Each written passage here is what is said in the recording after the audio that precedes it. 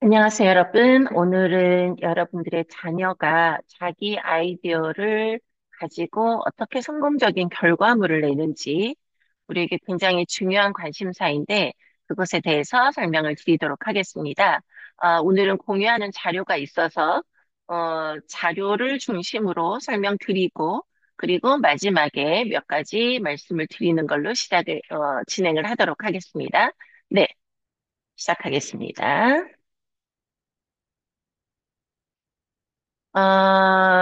아이들이 태어나서 사실은 굉장히 여러 가지를 아이디어를 냅니다. 우리 아이는 아이디어를 별로 내지 않아요. 우리 아이는 아이디어를 내는데 좀 자신이 없어 해요라고 하시는데 사실은 그거는 여러 가지 요소 때문에 그렇게 된 것이라고 후천적으로 그렇게 되었고 선천적인 기질과 물론 연결이 되겠죠.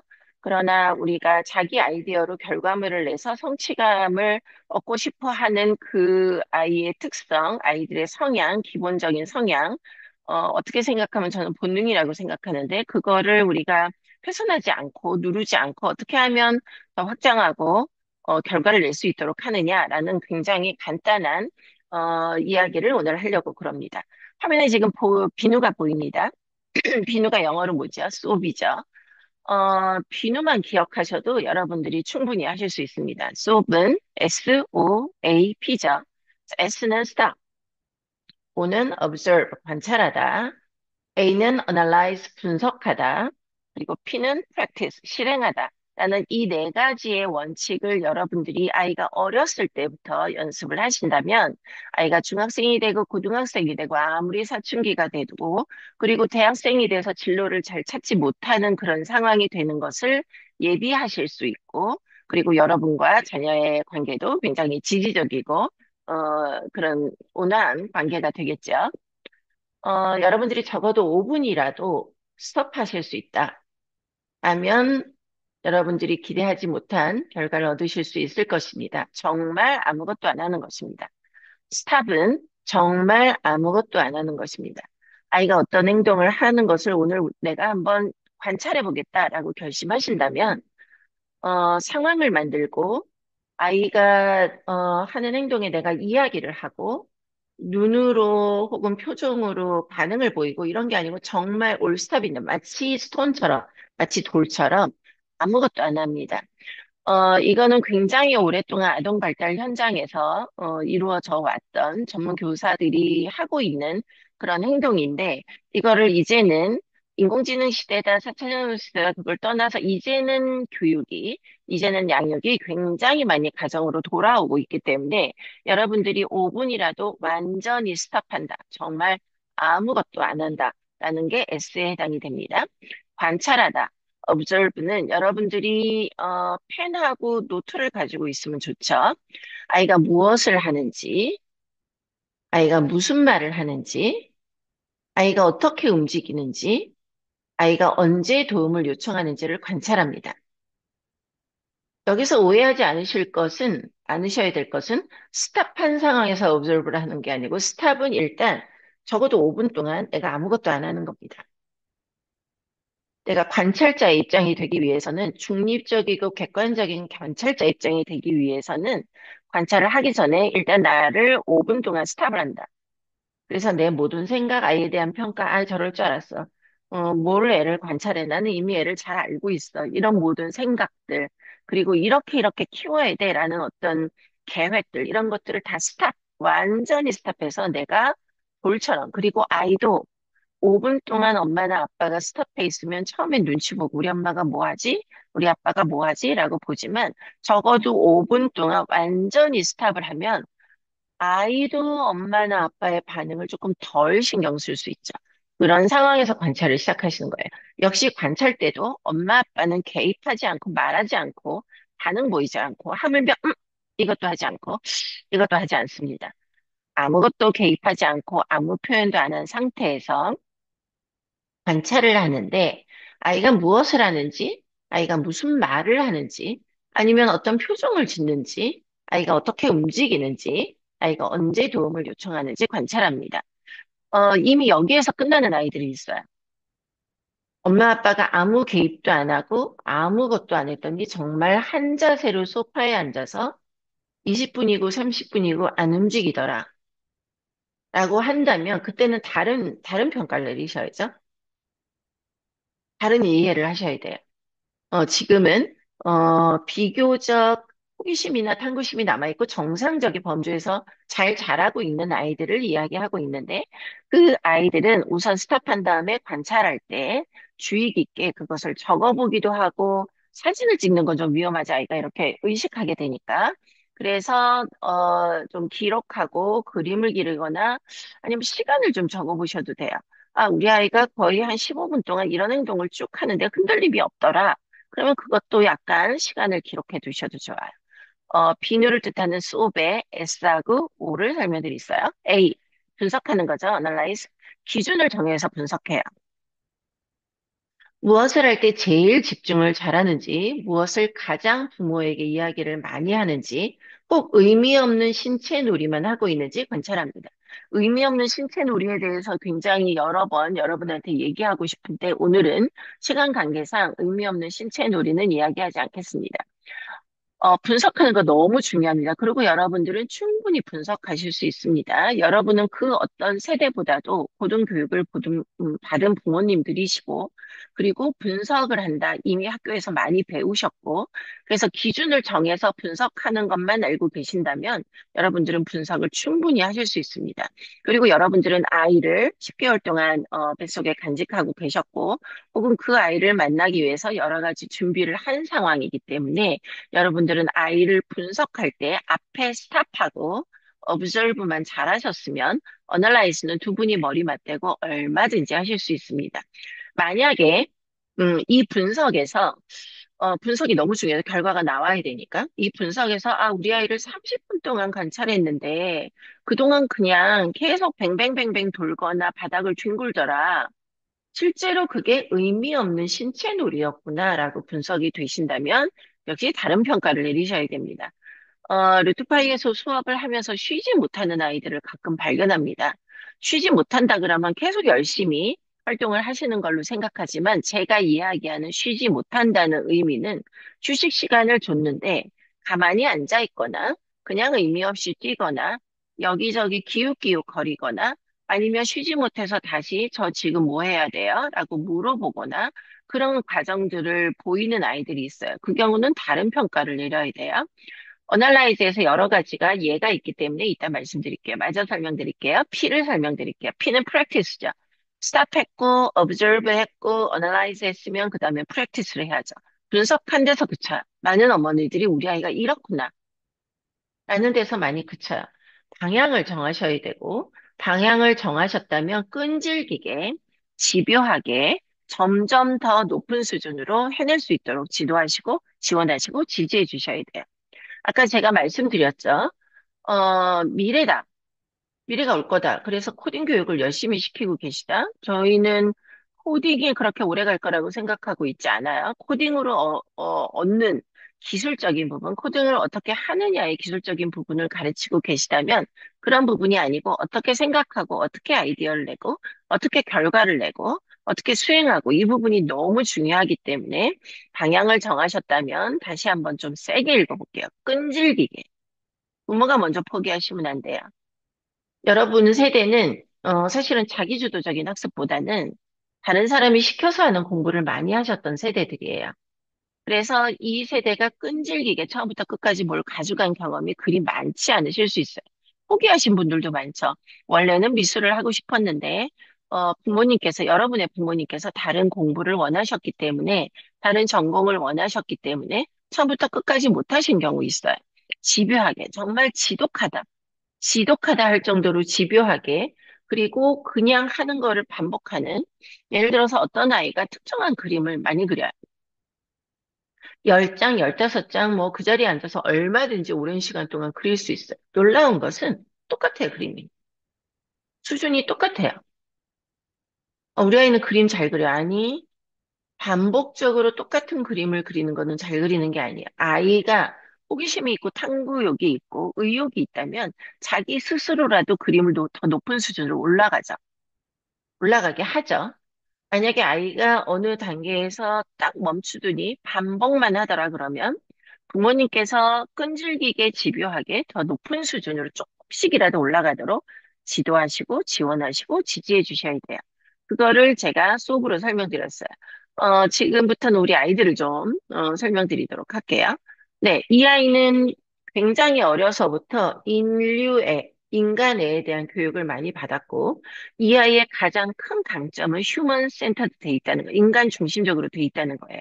여러분, 아이들의 강점이 미술을 잘한다, 수학을 잘한다. 아니, 그게 강점이 아니고, 얘의 진짜 강점은 어떤 과목을 공부하든지 무엇을 얘가 강하게 유지하고 있느냐, 멈추고 관찰했고 분석했기 때문에 알 수 있는 거. 이 아이는 인간 중심적이에요. 어려서부터 친절하고 남을 배려하고 사람들의 행복과 안녕에 관심을 가져왔던 아이고, 성실하고 꾸준함까지 가지고 사람들에 대한 관심이 진심이에요. 그래서 이 아이가 자기 아이디어를 내는 거는 다 인간 중심적인 거예요. 처음에 친구랑 허그를 할 수 있었으면 좋겠다. 휠체어라는 게 그냥 장애인들이 이동하는 게 아니고 이동하면서 다른 휠체어를 타지 않는 비장애인하고 똑같은 행동을 할 수 있었으면 좋겠다가 이 아이의 아이디어예요. 그러면 그 아이디어를 끈질기고 집요하게 끝까지 가지고 가야 되죠. 다리가 불편한 사람이더라도 친구랑 안을 수 있지 않냐는 질문으로 시작했어요. 다른 사람들이 눈높이를 맞추기 위해서 자세를 낮춰주지만 그게 중요한 게 아니고 내가 휠체어를 타고 있는데 스스로 일어나서 스스로 자세를 높여서 친구들하고 앉고 싶다라는 생각을 가지고 발명품을 냈죠. 아주 놀라운 결과물이에요. 뭐 했기 때문에? 스탑했기 때문에, 어널라이즈 했기 때문에, 어브저브 했기 때문에, 어널라이즈 했기 때문에 실행할 수 있는 거죠. 그리고 그 과정을 아이도 메타인지로 스스로 알아야 되는 상황이에요. 이 아이는 또 자동으로 움직이는 객석 시스템도 만들었죠.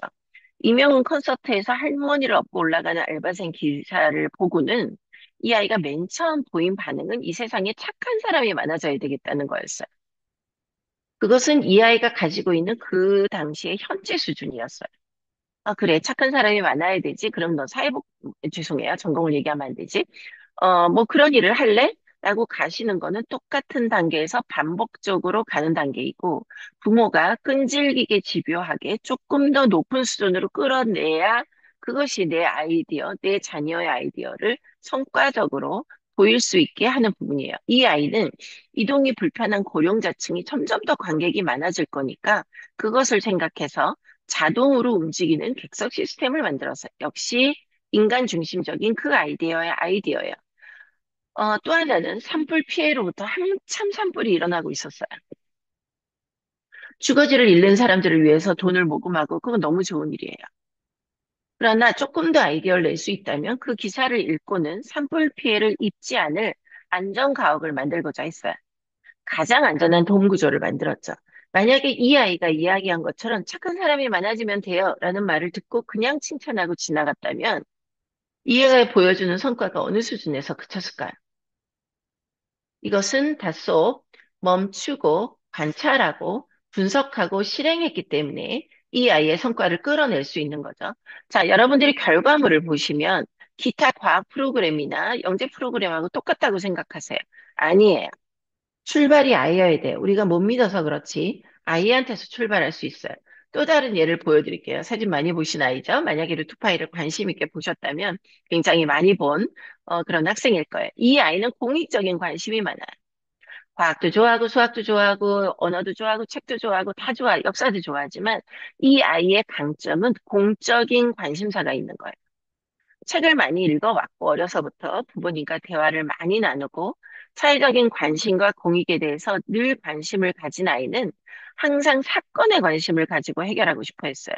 모두의 이익에 대해서 항상 생각해요. 이것이 이 아이의 강점이에요. 다시 말씀드릴게요. 수학을 잘한다. 숫자에 민감하다. 과학을 잘한다.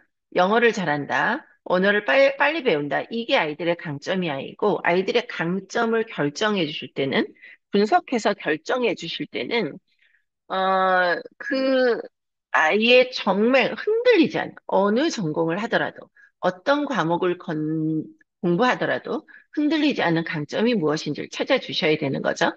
자, 이 아이는 사기업의 공익 광고를 제작해 봤어요. 사기업이라 하더라도 광고 안에 사회적 메시지가 있어야 한다고 이야기했던 이 아이가 따돌림 아이를 돕는 할아버지 이야기를 공익 광고로 만들었는데, 그럼 공익 광고로 끝나잖아. 아니에요. 돈도 벌고 싶어요. 마지막에는 사기업의 브랜딩을 하는 광고를 만들었어요. 굉장히 놀라운 결과물이었어요.